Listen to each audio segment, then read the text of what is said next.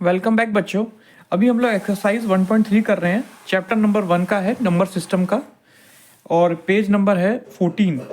अभी पहला क्वेश्चन करेंगे। Write the following in a decimal form and say what kind of decimal expansion each has. हमें ये सारे को जितने भी क्वेश्चन दिए हुए हैं 6 पार्ट है इसको डिवाइड करना है और हमें बताना है कि ये टर्मिनेटिंग है या नॉन टर्मिनेटिंग है। तो जैसे 36/100 है तो ये हमें बताना टर्मिनेटिंग है या नहीं है। तो सीधा सीधी इसको डिवाइड करेंगे तो ये आ जाएगा 0.36। इससे हमें पता चलता है कि ये टर्मिनेटिंग है क्योंकि ये डिवाइड हो जा रहा है, इसका रिमाइंडर 0 आ रहा है, इसका मतलब ये टर्मिनेटिंग है। ये सारे मैंने सॉल्यूशन ऑलरेडी करके रखे हुए हैं आपके लिए। तो सीधा मैं आ जाता हूँ अपने कॉपी पे और आपको एक एक करके बताता जाता हूँ।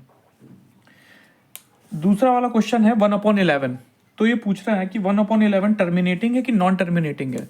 तो हम क्या करेंगे, 1 को 11 से डिवाइड कर देंगे। अब 1 11 से डिवाइड नहीं होगा तो पहले पॉइंट लगाएंगे, 0 बढ़ाएंगे, उसके बाद अभी भी ये डिवाइड नहीं होगा, 11 से बड़ा होना चाहिए नंबर, तो हम एक और 0 लगा के 0 को लिख देंगे तो ये हो जाएगा 100। फिर ये देखेंगे 9 टाइम्स जाता है, 11 9 ज़ा 99, तो ये हमने लिख दिया 9 टाइम्स। फिर इसका हमने जब सॉल्व किया माइनस करके तो 100 आ गया। 100 में से 99 के तो 1 आ गया। फिर हमने 2 0 लगाया क्योंकि ये डिवाइड नहीं होगा और फिर ये 99 आ गया 11 टाइम्स, 11 9 या 99।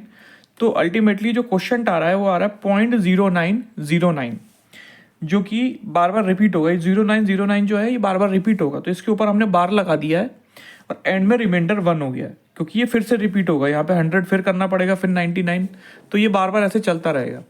तो ये आपका हो गया नॉन टर्मिनेटिंग हो गया ये, क्योंकि ये टर्मिनेट नहीं हो रहा है, इसका रिमाइंडर 0 नहीं आ रहा है इस वाले क्वेश्चन में सेकंड पार्ट में, तो ये नॉन टर्मिनेटिंग हो गया।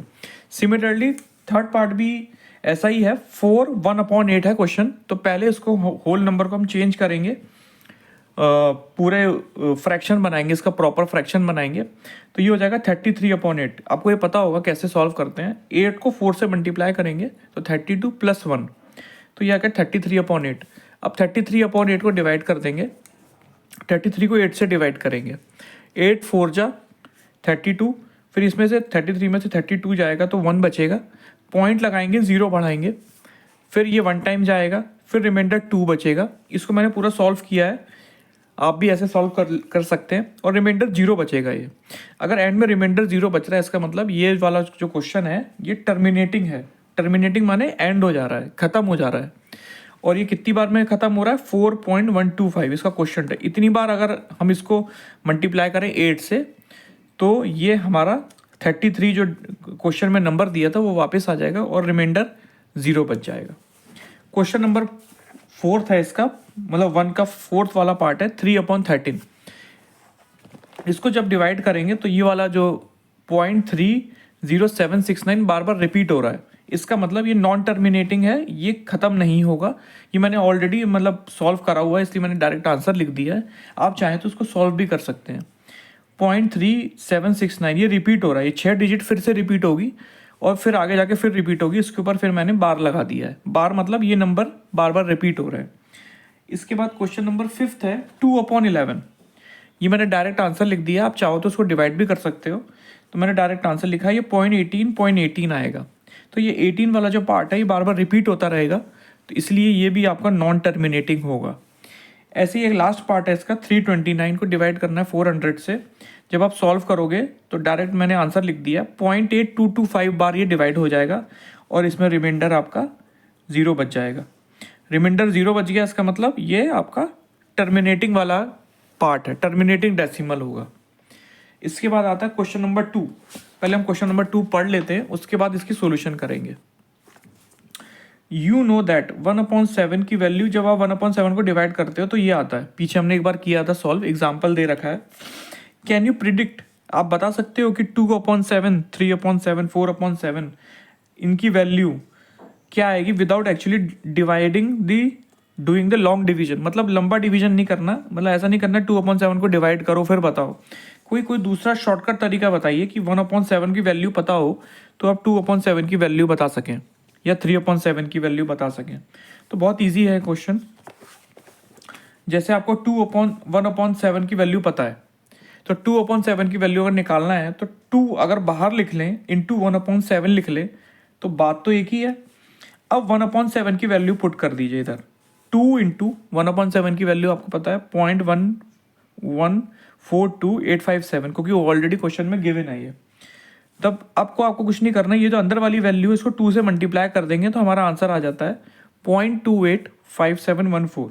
मतलब 2/7 की जो वैल्यू होगी वो होगी आपकी ये। ऐसे ही आप 3/7 की वैल्यू भी निकाल सकते हैं। 3 इंटू 1/7, 1/7 की वैल्यू आपको पता है, वैल्यू पुट कर दीजिए और आप 3 से इस वाली पूरी वैल्यू को 3 से मल्टीप्लाई कर दीजिए तो आपका आंसर आ जाएगा 0.428571।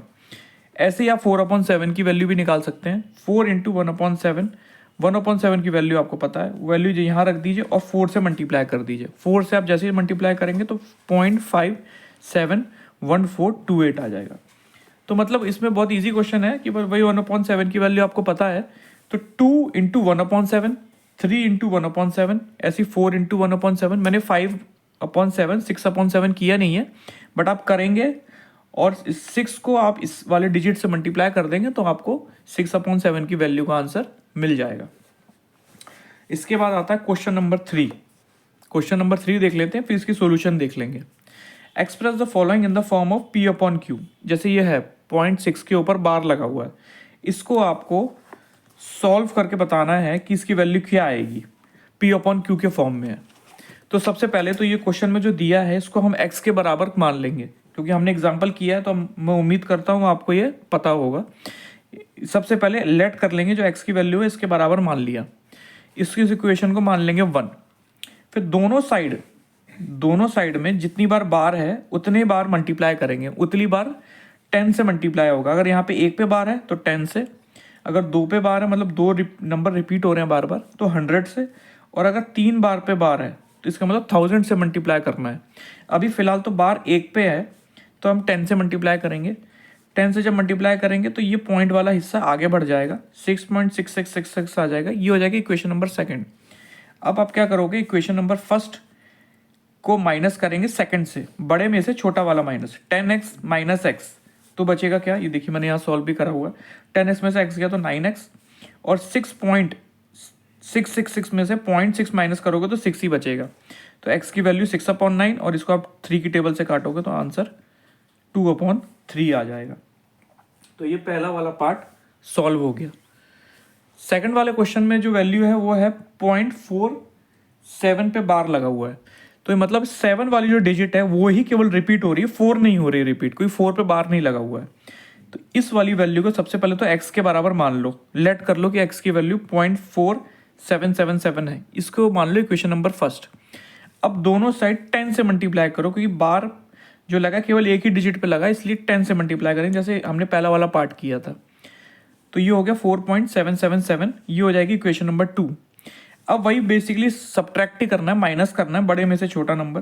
तो 10x में से x किया और 4.77 में से 0.477 माइनस करेंगे तो 9x इक्वल टू, ये 7 तो सब में 0 आ जाएगा। 7 में से 4 गया 3, 4 में से 0 गया तो 4, तो x की वैल्यू आ गई 4.3/9। जब इसको आप सॉल्व करोगे तो ये आ जाएगा 43/90, जो कि पीछे आंसर भी है, बुक के पीछे आप आंसर चेक करेंगे तो यही आंसर दिया हुआ है।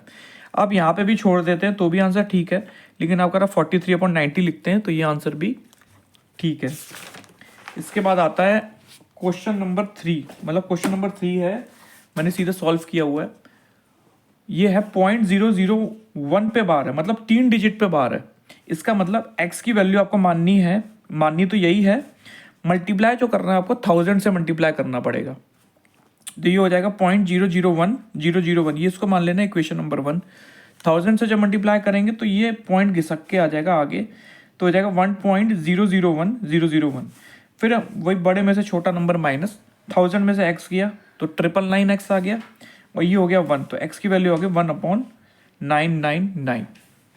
अभी मैं इस वाले वीडियो के लिए 3rd क्वेश्चन तक ही रख रहा हूँ, बाकी जो बचे हुए पार्ट है 4, 5, 6, 7, 8 ये मैं आपको दूसरे वीडियो में एक्सप्लेन करके बता दूंगा। Thanks for watching this video.